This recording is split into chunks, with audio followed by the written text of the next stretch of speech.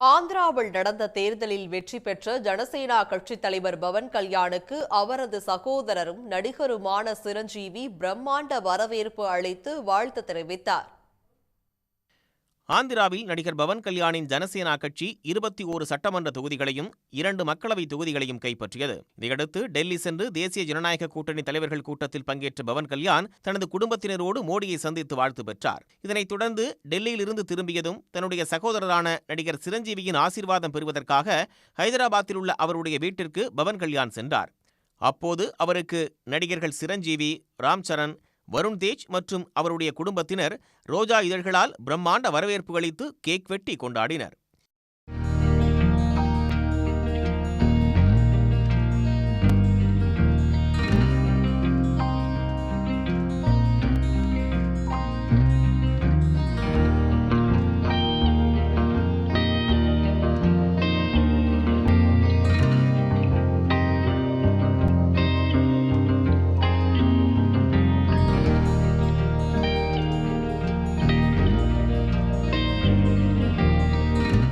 இதையடுத்து தனது அம்மா, சகோதரர் உள்ளிட்டோரின் கால்களில் விழுந்து பவன் கல்யாண் ஆசீர்வாதம் பெற்றார். வெற்றி களிப்பில் இருந்த அவருக்கு சிரஞ்சீவி வாழ்த்து தெரிவித்தார்.